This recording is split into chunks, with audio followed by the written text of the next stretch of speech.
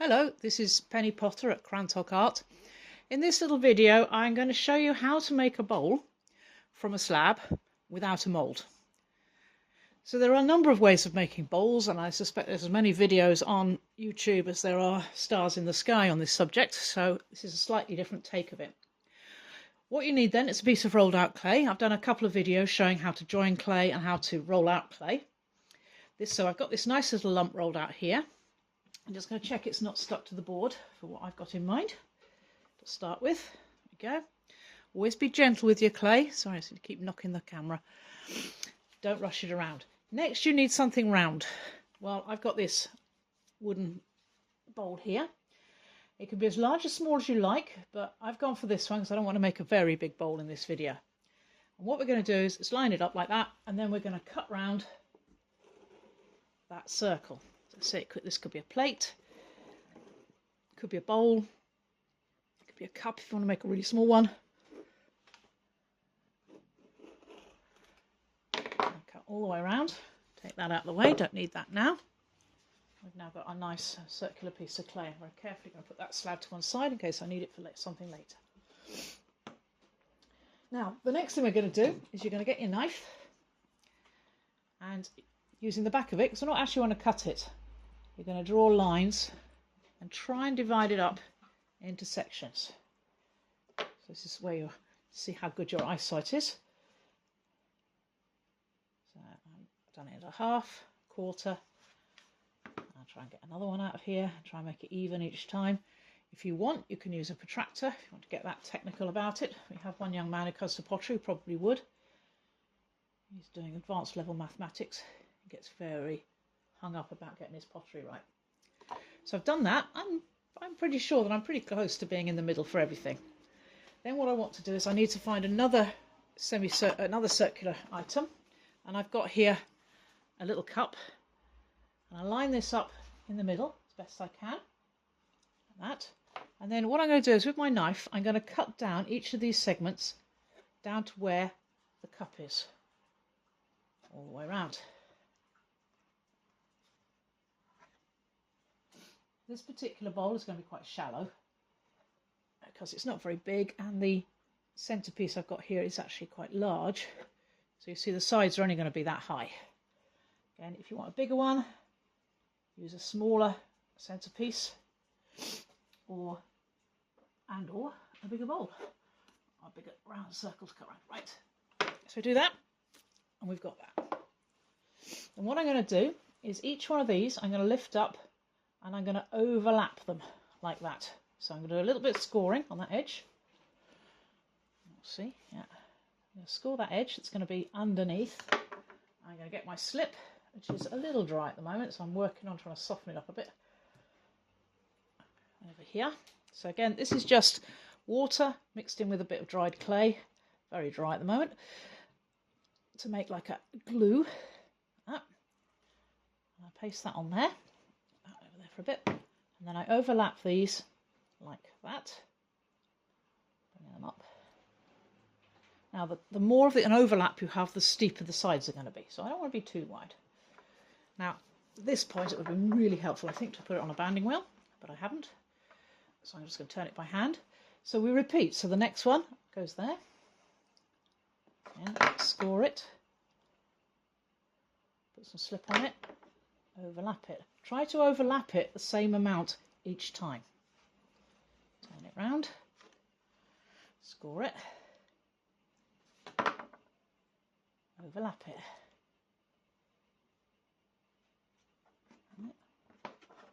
Score it, slip it, overlap it. You see how it's starting to come up into a bowl shape. Score it, all the way up, slip it, overlap it. Make sure you press them down reasonably firmly each time so it doesn't uncoil itself as you go. So score, slip, overlap. Almost at the end now.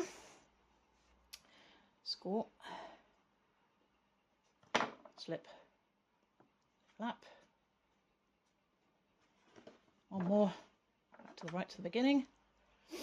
Score, slip, overlap. Now at this point we can still make alterations to it, so we can check to make sure that it is even all the way around. So theirs could be a little bit higher, and this way we can also bring it in a bit more if we want to make it a bit steeper. So although I've pressed it firmly, not so firmly that it can't be worked to get it the right way. Okay. You can also use this method if you're making a moulded bowl, and sometimes this is quite handy because if you're putting a slab into a big mould, you often find you get creases in it where the clay sort of folds. So this would bypass that. What we then do, I mean, that is quite nice as it is, I think, but it does need a little bit of joining, even if it's going to stay like this. So at this point we can do the outside, so I'm just turning it over so you can see, and then I'm just going to smooth all my joints down like that all the way around. At this point it starts to become a little bit more permanent like that. Okay, all the way around.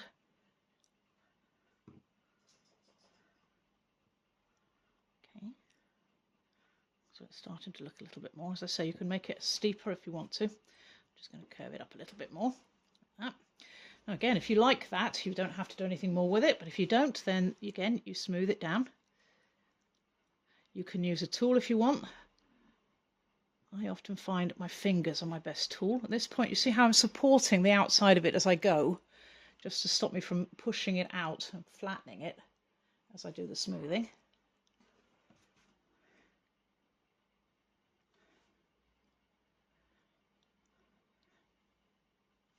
Okay. All the way around. That's okay. Of course, the more time you spend doing a project like this and smoothing it down, the better the finished item will be. Be very careful about adding any extra liquid. You don't want to make this too wet or it's going to collapse. And now I can just again get my fingers in there and I can just smooth it around. And this is where I start spreading that clay that's a little bit surplus into the piece itself, which hides the joins. You don't want to see any joins in this one. Let's just make sure of that. So all the way around, smoothing it.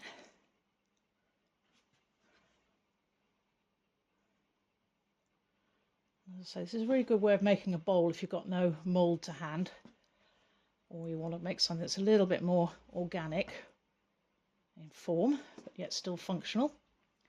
Okay. Then I'm just going to go around the top.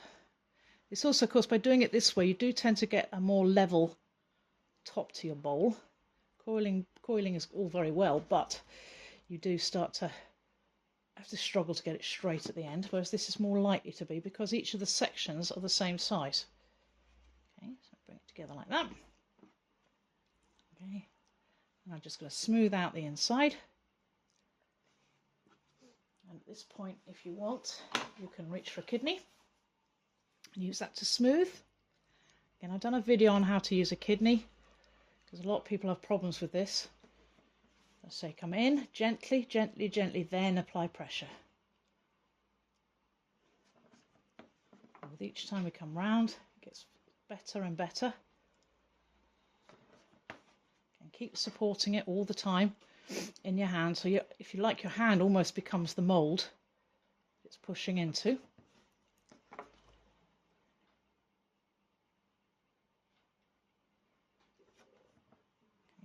I'm just going to use the kidney just to smooth out the bottom a little bit, work it in, smooth out the top,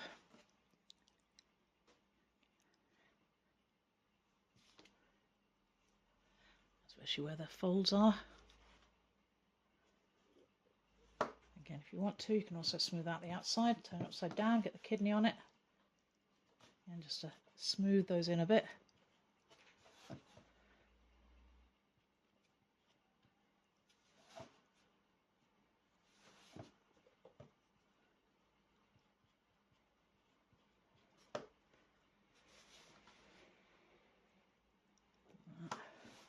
So the more time you spend on it, the better.